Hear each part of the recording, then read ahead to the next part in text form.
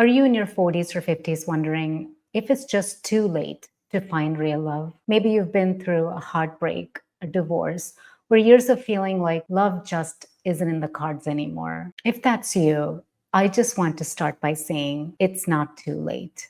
But it might be time to look at love differently than you ever have before. In this episode, I want to talk about something really close to my heart as I have experienced this firsthand, finding love after 40.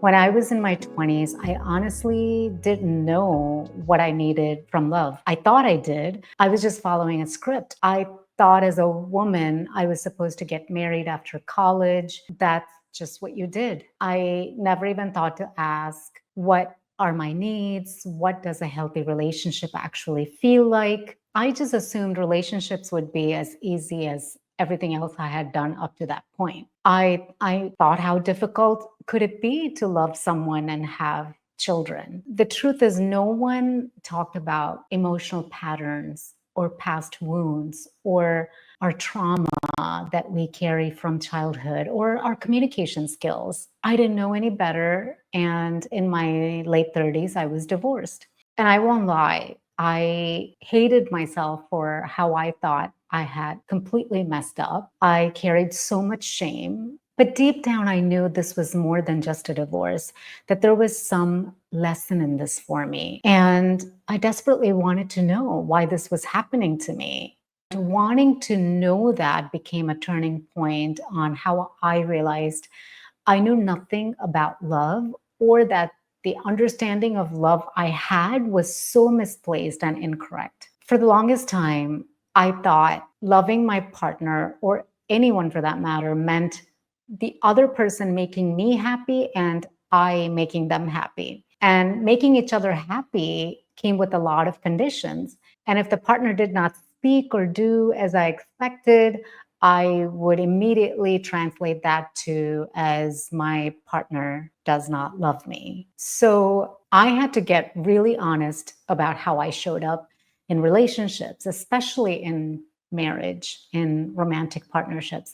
In the past, I had brought so many unspoken expectations, so many stories about what a partner should be, how the partner should do things. And the harsh truth, or the blessed truth I learned, is the more expectations we carry without talking about them, the more we start suffocating the space between each other. Now, I don't think expectations are bad, but the ones that matter, that really matter, are the ones rooted, I believe, in shared values, the agreement that you have that you build together, not roles we inherited from our parents, our culture, or what the world is saying around us.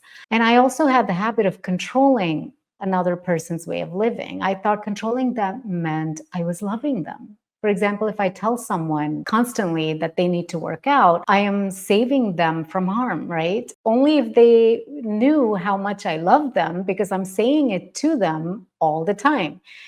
And I realized there were times I would impose that type of control on my children too. I never stopped to look at myself or look within myself. Why do I have this intense need to control everything around me? It took me a long time to learn that loving or guiding someone means wanting to understand the other person, asking them, what do you need? And this is the same I learned when it comes to learning to love ourselves. So my journey to finding love began with asking myself, what do I actually need? Not what society told me I should want, not the list I had in my head, the status, image, or money. Instead, what makes me feel safe? Who brings out the most honest version of me? Where does my nervous system feel calm, not on edge? And the answers to those questions were very surprising to me, because what I needed wasn't someone impressive. It was someone kind, someone real, someone who could sit with emotion instead of shutting it down. And the truth is, many of us spend years looking for the wrong things, not because we are shallow. I really don't think we are seeking that because we are shallow, but because that's the part of us that hasn't healed yet. We might crave someone handsome or someone who earns a certain amount of money or has a certain lifestyle. And deep down, it's because we believe that if we are with that kind of person, then maybe we will finally feel complete or feel important in this world. That somehow our worth increases when we're seen beside someone the world approves of.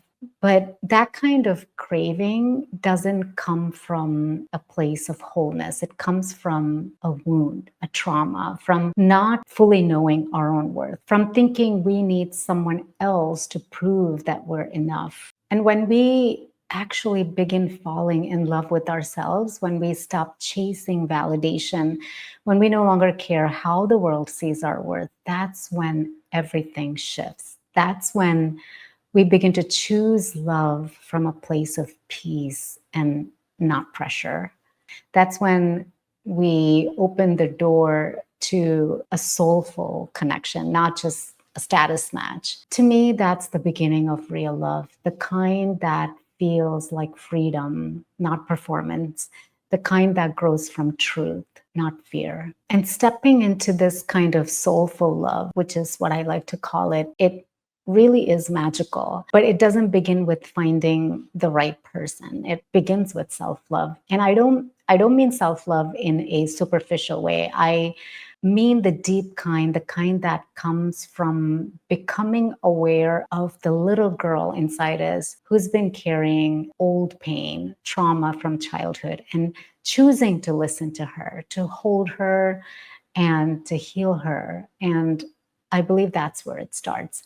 That's the kind of love that makes space for something real to grow with yourself first and then with someone else. So if you're out there, maybe divorced, maybe healing from a heartbreak, maybe wondering if it's too late to find love, I just want to say it's not too late. But this time, you get to do it differently. When we start loving the parts of us we used to hide, that's when we stop mistaking intensity for intimacy. And that's when we finally start to feel free in love, not just wanted by someone. So I'm inviting you to take a breath with me.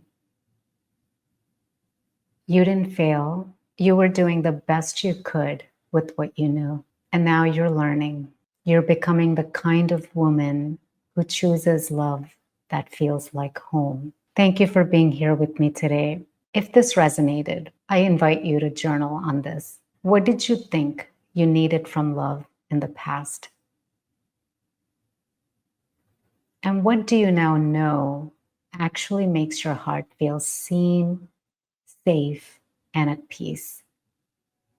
We're not late to love. We're just finally becoming more ourselves. Till next time, be kind to yourself. Stay wise, stay tender, and may your path be guided by love.